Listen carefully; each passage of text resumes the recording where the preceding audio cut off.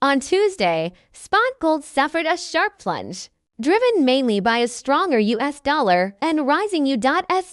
bond yields, as well as fading expectations for Federal Reserve rate cuts. Investors grew concerned that a prolonged Middle East conflict could lead to higher inflation. Spot gold plunged to $132.99, or 4.38%, to close at $5,088.22. On Tuesday, gold prices tumbled more than 4%, pressured by elevated U.S. Treasury yields. The escalation of hostilities between the U.S., Israel, and Iran boosted the premium on U.S. Treasuries. The U.S. 10-year Treasury yield rose nearly 3 basis points to 4.059% on Tuesday. Meanwhile, the U.S. dollar index DXY gained 0.6% to 98.99, its highest level since January, extending Monday's nearly 1% rally. A stronger dollar and rising bond yields weighed heavily on gold,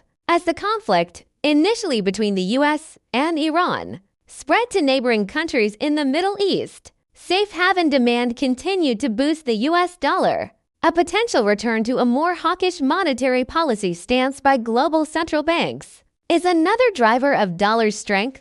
Beyond just safe haven flows, previously, the OIS market had priced in Fed rate cuts this year.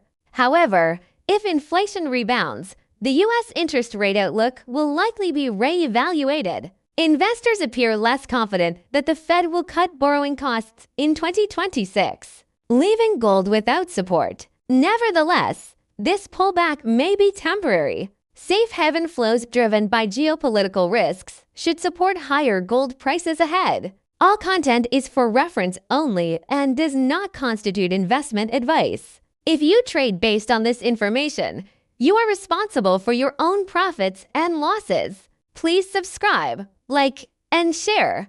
Thank you for watching.